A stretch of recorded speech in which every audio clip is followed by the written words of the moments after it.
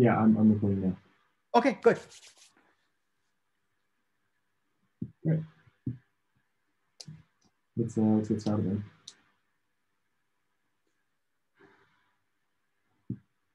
then. So Patrick, are you going to do the state of the peg, or should I? Yeah. So okay. So what I was hoping is, well, I have those topics there that you can see on the screen that I want to start with. I guess today you were going to do the governments. So let me, since I mean this we're going to play it by the ear today, but maybe I'll start and say something about what I was expecting at least to have the state of the peg. Maybe once a month as we meet, it'd be good to start doing a little analysis of how we tracking to the peg. And I know it kind of sounds weird to say this right now because we've been going 100% above and 100% below 50 cents to $2 range we've been in. But if you start putting up some charts and doing some analytics and look at averages and standard deviations, maybe that'd be a wake up call, and then it'll show how we're doing, and then we can improve it. So that was a thought there. Today I don't have those charts and so on that I wanted, but basically what I was looking for is somebody to use Dune Analytics or however you want to grab accurate data off of the pair, and then just present an update, and then we can have a kind of, I guess it'd be nice if you have some kind of a goal where we go, okay, for this 30 days or for this quarter, we want to be within this range. And then let's see if we hit those marks or not, or how well we're tracking. And if we're not, why not? I have a lot of thought on those. I argue with you guys every day. I'm in the chats. But that's the idea of the first one. I don't have anything today other than say this thing's been trading between 61 cents and $1.71 during this cycle. So that's for number one. Yeah. Cool. All right. Well, I'll share my screen for the second one and quickly run through some of the governance updates. So okay. I'll ask you to stop sharing the screen and share mine. Cool. So can everyone see this? Yeah. Great. Okay, yeah, so I'm just going to do a quick overview of the governance as it's kind of happened, and also a list of kind of the current discussions, and also let you know how you can create your own governance proposal if you want. So I'm only doing a few of the last EIPs because there's a lot that aren't currently proposed but in discussion. So going from EIP 8, so this was proposed by Will Price, and it was a quorum of proposal threshold reduction. So this is, as the protocol grows bigger, the idea is that maybe less people will be participating in the governance. So the threshold for proposing a vote to the on-chain governance was previously 1%. Now it's been dropped to 0.5%. So now there's like a lot more addresses that are able to propose on-chain. And as the distribution gets better, you would assume that there'll be less wallets who are able to have that 1% threshold. Additionally, the quorum has been reduced. So this is the total number of people bonded in the DAO. There's a certain threshold that needs to be reached before a vote is valid. And this was previously, I think, 30% or 33%, and now it's dropped down to 20%. And then with EIP 9, which is the coupon premium evolution, this was done by Patrick, or it was proposed by Patrick. And so this is the adjustment that we did to the coupon curve. And so this makes it a lot tighter and reaches its peg a lot quicker, reaches its maximum a lot quicker as it goes on, as the debt increases against the protocol supply. And then the last EIP to go through on-chain has been EIP 10. And so this is the protocol funding or the treasury, and that passed quite a few weeks ago. Sorry, Louis. Yeah. Let me interrupt you. Sorry, real quick. I don't know if it's on my side or your side, but we have the alarm on for people coming and going. Yeah. And I guess that's being a little disruptive. Is that something on your side, or it's coming on my computer? Yeah, no, I can hear it as well. But I mean, I think. Let me see if I can get rid of that. Yeah, it should be fine. Anyway, we'll continue.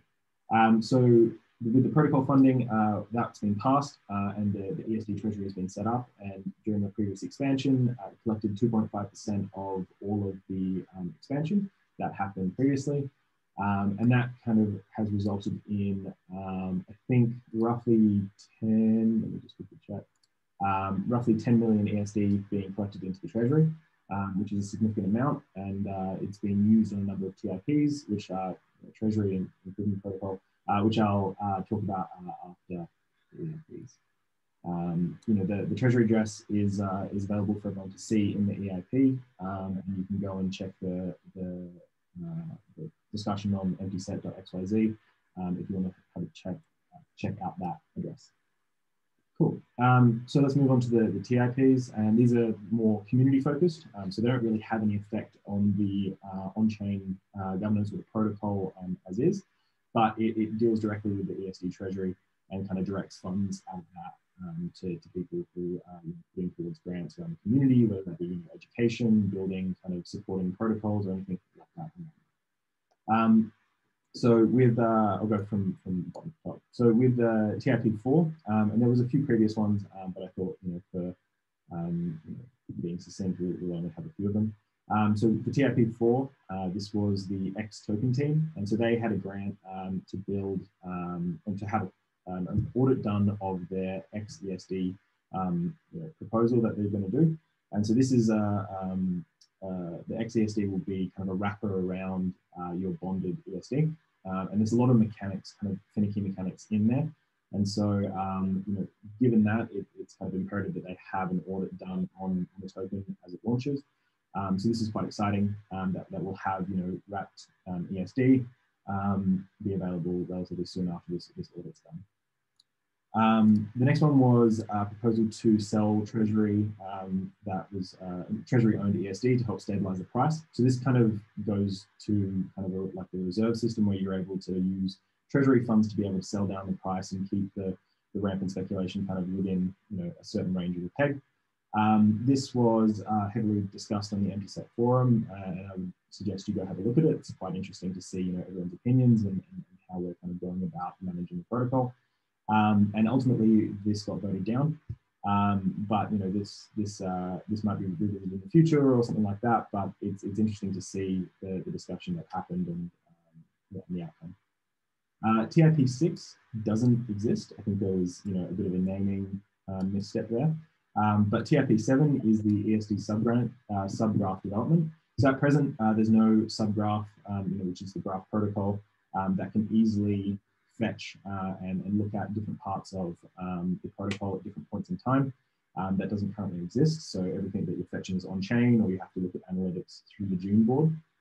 And so this was this has been funded, I think, for 15,000 ESD, and it's gone to the Delphi digital team, and they're currently building it. I'm in contact with them, and they're working through a few little issues at the moment. But hopefully, we'll have this up and ready in the coming weeks. So this is a really nice addition to something that supports the protocol, and hopefully will be used by a lot of different websites. I know with ESD tools, I'll use this quite a bit to kind of provide a bit more in-depth analytics for people who connect their wallets to the website. The next one is a code-based audit by OpenZeppelin. So this was organized by the ESS and equal parenthesis. And so this is passed, and it's for 65,000 USDC specifically. So this has been a bit of a tricky one, trying to actually get the Treasury to be able to pay out USDC is a bit of a hassle. So we're still in the process of doing that. But I think it's great that we're doing an audit. Even we kind of need to continually have these funded to be able to make sure the protocol is safe and secure moving forward. And after 10 EIPs that have passed 10 different protocol changes, I think it's prudent to have one sooner rather than later. So this has been great that this is funded, and they'll start work hopefully on the 14th, and then we'll have the results by mid to late Feb. So I'm looking forward to that. And then the latest one, which is currently in voting, is continued funding the squad number 2, which is the squad that I'm currently leading. And this is currently in voting, and it covers a lot of different topics, from documentation to communication to upgrades to the DAO UI and things like that. So stuff to really support the protocol, but not in the kind of protocol vein. So that's all the current stuff that's being voted on or in voting. And then in discussion, we have a lot of different EIPs. As kind of you look at the price and how we're kind of maintaining the peg, people are kind of creating ideas to see how we can adjust to make sure that we're able to maintain it. Now, we have a lot of different, EIPs 14, 15, and 16, and I think 12 all deal with PEG-related issues. So I'll kind of give a brief overview, but I recommend going in and being a part of these discussions because they will affect the protocol heavily if they're proposed and passed. But yeah, just to give it a quick overview. So with EIP 16, the discussion it centers around the fact that coupons are quite risky in the sense that if you purchase a coupon and it expires after the 30-day period, you lose not only the premium that you were looking for, but also your ESD. And so this helps contract the supply. This here would look to give you back your deposit, the initial ESD that you kind of burned, but remove the yield. So this changes the mechanics of the protocol quite a bit. And so this is a good one to get involved in the discussion. Similarly, we have elastic coupon expirations based on price. So this is quite a novel one, and it's being proposed by a new community member who hasn't posted before in the community forum, which is great. Always good to see new people proposing ideas. Then EIP 14 is user-defined coupon expiry. So instead of saying, okay, well, I want to take a risk on a 30-day period to get back to PEG, we can expand it out to 23 or reduce it to 23 or 90 or 180 or 360. And as you do that, you'll kind of get a decay period on the premium that you get. And so you can kind of have a risk-adjusted coupon. And then this is the EIP 13 is one that was proposed by the ESS. So this was kind of, it's a nice step from them. So they are creating code to have a voluntary lockup system. And so this will, they are intending to lock up their coupon, their bonded ESD, which they have from advance 1 or 0, which currently isn't locked at all. It's just kind of been sitting there and getting diluted as coupons are kind of purchased and redeemed. And so this would be a linear vesting over 4 years. And this is, a great step by them to kind of, voluntarily code up and propose this so that they can, show a bit of confidence for the community and things like that. And then finally, create a reserve. This one's quite interesting as well. So, if you have the ESD price above, I think it's $1.10 as proposed in the EIP, there is an ability to mint ESD at that price. So this kind of creates a price ceiling for the token. And I think that's an interesting way of going about it and stopping kind of us getting too far above PEG, as we have these swings. And then finally, there was an EIP, which I don't think was coded up and proposed. It was the increased treasury rewards and start to do the liquidity incentive programs or establish a fund that was to do that. And I think that's still, under discussion as well. Yeah, and then there's some other ones that aren't in the kind of proposal section. One of them is, which is quite interesting, and I'd love for someone to pursue or at least create a TIP around it, which is modeling ESD system behavior. So, at the moment, the community has kind of come together and been, modifying and twisting the knobs and stuff on the protocol with the previous EIPs, but there hasn't really been kind of deep analysis by, economists and things like that around the protocol. And so there's been kind of suggestion in this discussion thread on the forum that maybe we should try and find some people with economics backgrounds or something like that to model the behavior of the system and try and figure out optimal solutions. So, if anyone knows any of these people and would like to kind of bring them into the crypto sphere, I think it would be interesting to see what type of proposals they would put forward. And I think the community would be interested in funding that. Another one is community incentivization. So there's something that hasn't been posted to the forum yet. We're looking to kind of, through incentivization, help upskill people on how to use the DAO and things like that. And that grant proposal is currently being drafted and should be proposed in a few days. Yeah, that's kind of like all of the different governance actions. And this is, that's been a kind of overview of what's been happening. And just the last thing I want to leave you with is how to create the governance action. So I have a little guide that I wrote up on the documentation site. So if you go there and go to governance, it kind of explains how the governance works, but also how you can go about doing it. So, I mean, with the on-chain governance, if somebody proposes to the DAO and it passes, I mean, you don't really have to follow any steps for that. That's kind of the line in the sand. You know, it's passed. It's part of the protocol. But there are some steps in there which might help your proposal pass, because people are able to understand what it does rather than just proposing this code to the protocol on chain. We have a discussion on the forum, and then we were able to somebody codes it up, creates a PR on GitHub, and then proposes that to the protocol. And so that, I think, is following these steps that are outlined and include the community helps a lot in these proposals passing. So thanks for listening to me ramble about all the different governance actions, and yeah. Right. What's next?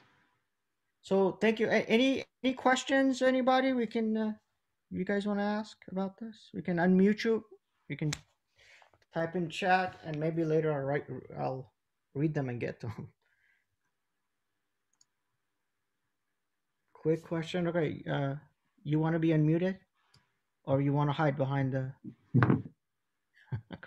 Colin? All right. Let me unmute. Okay. Hey, just a quick question. Just wondering if the econ modeling is incentivized. I think I said it was, or heard that it was. I've got a friend who may be interested, so I just wanted to understand if it was incentivized or not. Yeah, I mean, nothing's kind of been proposed so far, but I would imagine that they would be compensated. I think the community would be interested in that. And I can't speak on behalf of them, but I would definitely vote for some modeling to be done just to kind of have a look at the system and see where we're at.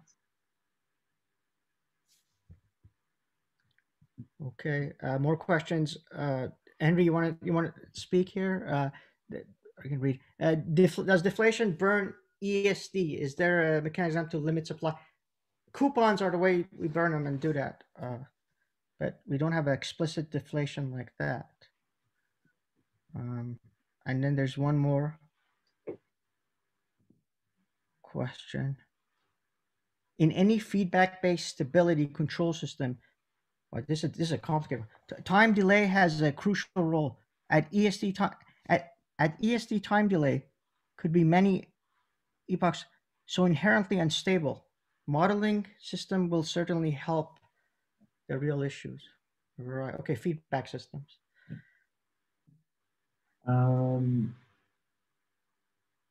Great. So yeah, I think we could probably move on.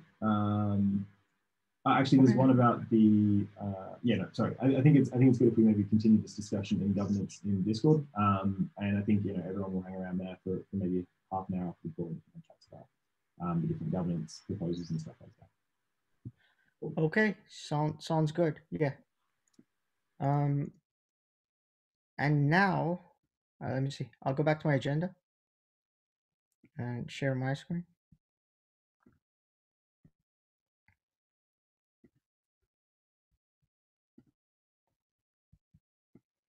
Okay. So,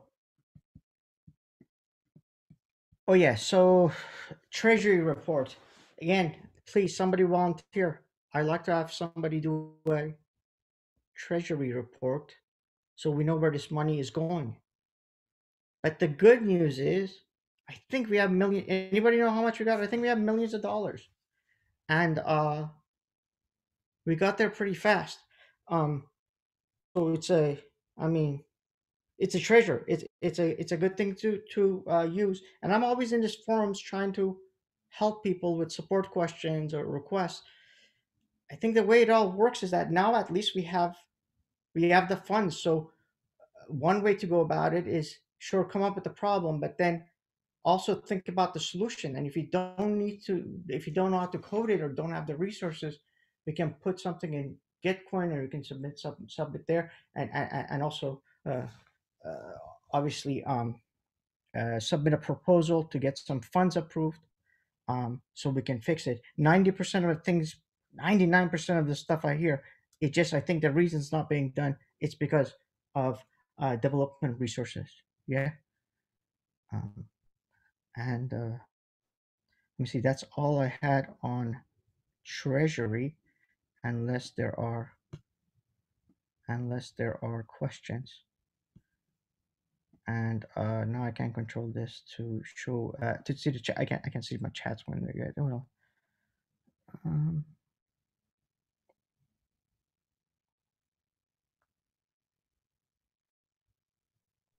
Any questions on this?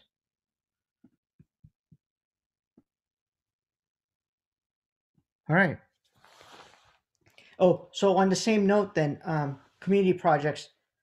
I don't have anything prepared today, but again, point would be once a month, once a quarter, whenever we have this, we should go over where these funds are, if the funds are going, and get a little update on the people who are doing these jobs, and see where they are, if we're getting our money's worth, and so on. So maybe do a little bit analysis on that. And again, I need a volunteer for somebody to do that. Yeah. Let me see if there's any questions.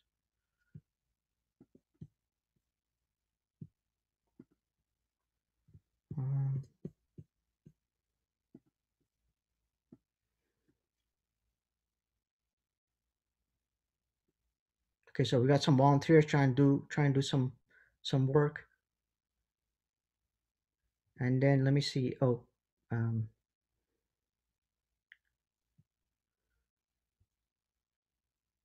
what is the status of XECD? Good question.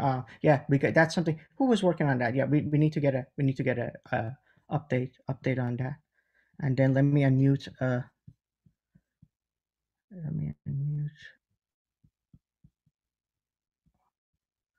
Where is he? There you go. All right, I'm back. Right, yeah, so do you want me to quickly, talk about the treasury? I can share my screen and kind of show the, walk you through the different transactions. I mean, there's only been 2 that have gone out so far. The first one was for the 100,000 ESD for version 2 for that team. And then the second one was to myself for the squad number 2 stuff. And then I think there's been some attempts to try and get the Open Zeppelin audit funded, but I think that's a little bit more complex. So I think we're going to do that in the next few days before the deadline. Okay. Cool. And then with the community projects, definitely next call. We'll coordinate. I think we'll definitely see if we can get MCJ from Xtoken on.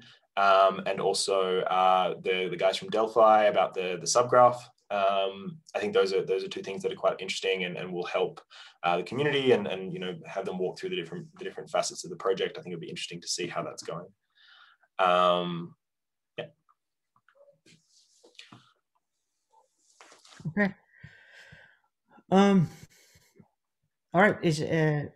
Did Scott ever make it? Did Scott join us, or did well?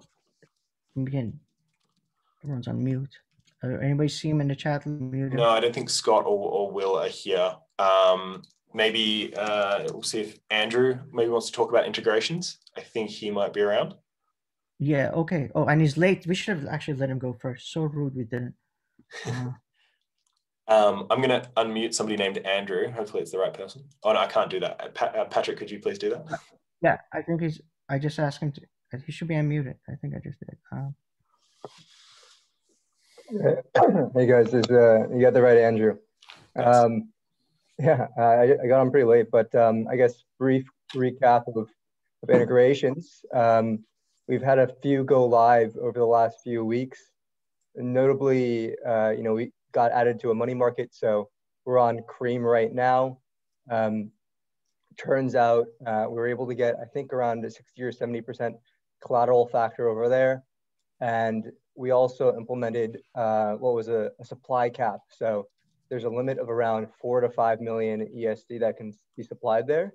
And that's actually a feature that's unique to Cream, and it's pretty nice because it means that there's only a limited amount of ESD that can be borrowed to potentially short ESD. So, kind of protects us against a Soros-like attack. while kind of we're refining the mechanisms of the protocol. Aside from that, we have Sushi Swap Live. So we got added to the onsen program. So there are sushi incentives being given out to those ESD ETH LPs. For Saffron, we also have incentives for those providing liquidity to a SFI ESD pair. For Balancer as well, we've been whitelisted. So anyone that has ESD in any Balancer pool is going to be rewarded for that. Kind of in progress right now in the very near term, we have active conversations ongoing with Bancor, with Curve, with Horizon, and then there have been some discussions around eventually being added as collateral for a perpetual protocol, or even having, you know, a tradable market for ESD as well within perpetual protocol. One thing to add, Recurve, the team have kind of asked if it's possible to make an interface that's kind of separate from theirs. So as a part of the grant that's currently being voted on for SN2, that'll be one of the things we'll be building up a UI to kind of use the Curve AMM with ESD, but not on the Curve website. So that could be either integrated into the DAO or have a standalone kind of URL, and that would do the same thing as Curve. It would be Curve, but it would just be, you know, separate from their main interface. Cool. So I have a question, Andrew. And thanks for joining us, even though it's so late. It seems like you have a lot of success with, you know, getting into these different projects or getting us integrated. I just want to know, what's your secret, or how can we do sort of more to help you out? That's.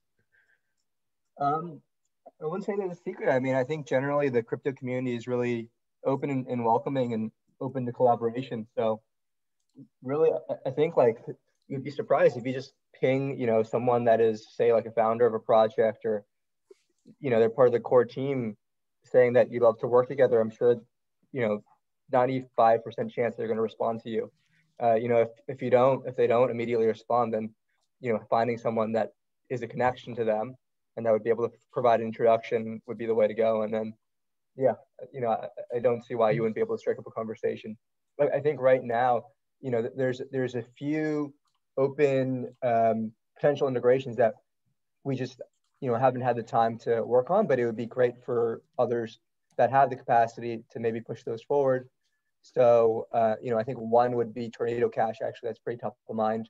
For them, message Roman. All we have to do is put up a governance proposal.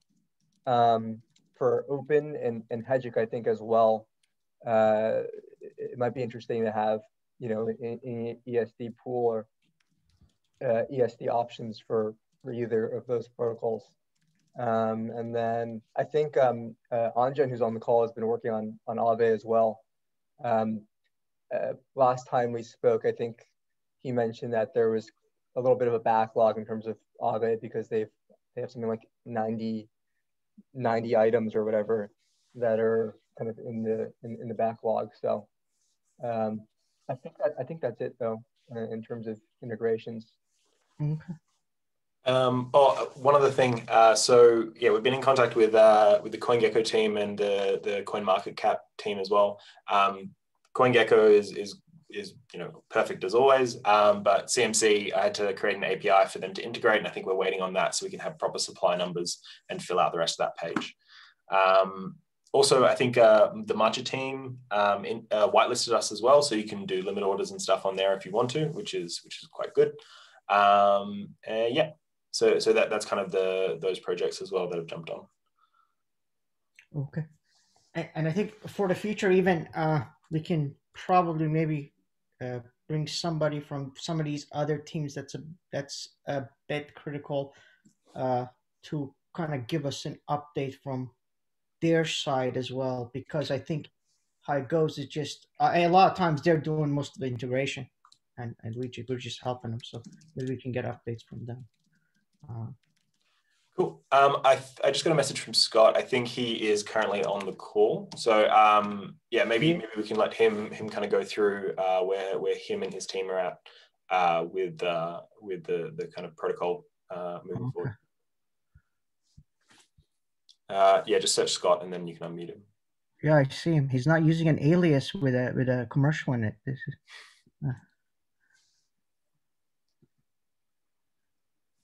Hey y'all. Hi, Scott. Hey. Yeah. So we had our first business time meeting after we got the grant last week. We've just been starting to work through different parts of the plan. Most recently, we've been talking about how like the auction for like the coupons will work, or the coupons, the kind of the debt instrument that's happening with the V2. Yeah, I don't know. It's a pretty good team, I think, and I've been pretty impressed with everybody's work so far. Awesome. Yeah. Yeah, thanks for the quick update. Yeah, I'm sure everyone would be interested to see as you guys have progress.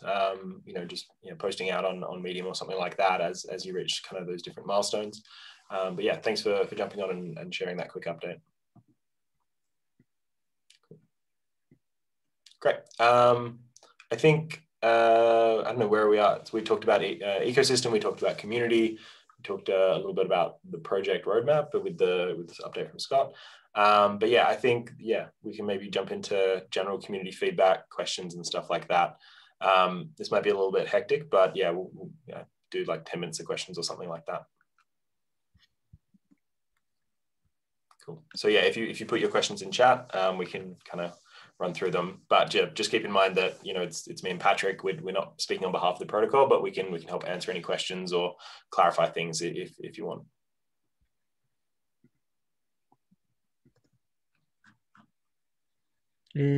Question 1, is there a timeline for version 2? I think I can answer that in the sense that there is, a timeline given on the grant, and I believe that is for the proposal and kind of fleshing everything out. I think the dev stuff is separate to that, if I recall correctly. Scott, can you nod if that's right? Yeah, cool. Great. So yeah, so in terms of a timeline, that's in the fund. No, that's in the fund document, the fund proposal. So yeah, check that out if you want to see the current timeline. Great.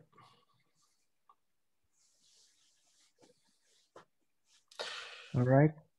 Question from Pocket Rockets. What's the team's views on the current debt cycle?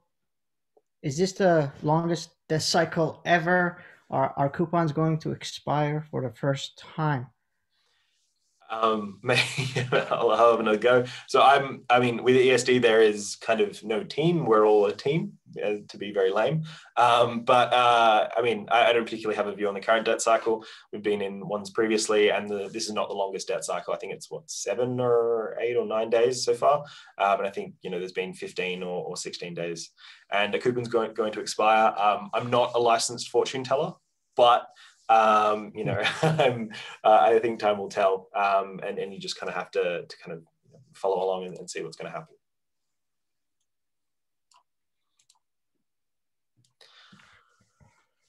The next question is, there are a lot of changes proposed to in V2. Will we be able to break the plan up into and vote on more granular changes? I think this is really up to the V2 team.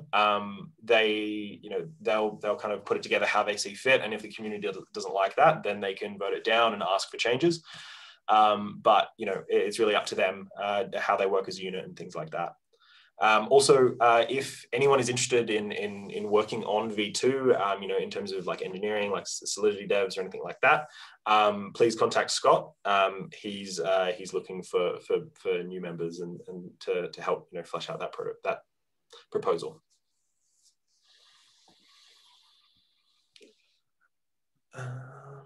Yeah, so a question from Collins. Longer term, I know we've had some discussion about switching from a USDC pair / Oracle to an ETH-based pair and some type of Oracle targeting $1 based on ETH. I may be butchering it a bit. of the implementation details, but I thought that was interesting for giving us long-term censorship resistant. Maybe Scott can speak to this, but no worries if it's too speculative right now. Maybe Patrick, if you can try and unmute Scott. But in the meantime, I think that this is a really interesting proposal as well. And I think other projects like YAM, I think have previously used a multi-hop oracle, so you could do it ESD to ETH and then ETH to USDC. And for someone to blacklist the ETH USDC pair, that would be quite drastic and kind of not related directly to the project. So I mean, Louis, yeah, like generally my take on this is that like we're just using USDC as long as it's the most useful. There's nothing that's like locking the protocol into USDC for the long term, and probably like at real scale, like at real long term, if we're hoping that like ESD becomes like a real unit of account or medium of exchange, I wouldn't expect to still be pegging exactly to USDC. Right. Yeah. Cool. Hopefully that answers your question, Collins. And a question from Seb, which I think from Zappa, is there a plan to leverage more liquidity pools for oracles and for expansion? I'm not kind of aware of any plans for using other LPs for oracles. I think the one that we have with the Uniswap v2 oracle is doing pretty well at the moment. And maybe Andrew, if he's still unmuted, can talk to looking at incentivization on other liquidity pools. I think Patrick, you might need to unmute him as well. Yeah, let's see. Where is he?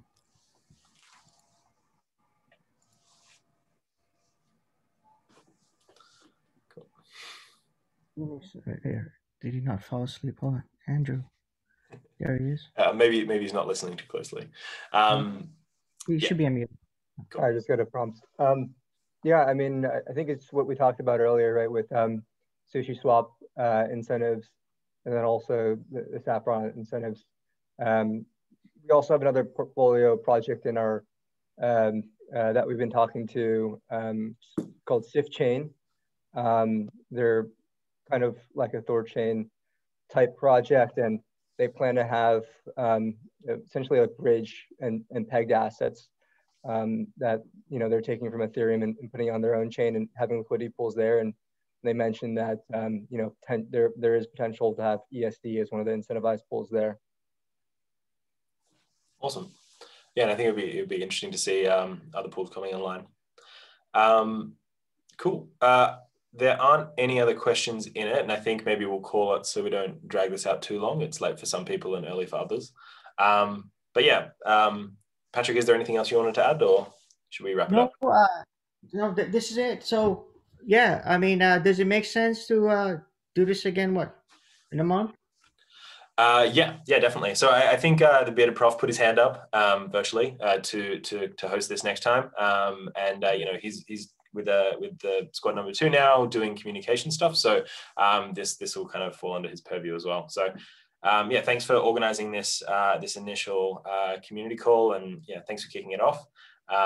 So I guess we'll wrap it up there then. Thanks everyone for joining. I think we had, I think we got 93 participants at the moment, which is great for one of these community calls, and it's good to see everyone active and interested in how the protocol works and is operating. So yeah, looking forward to seeing you on Discord and around the place. Thanks everyone. Yeah, thank you. Bye-bye.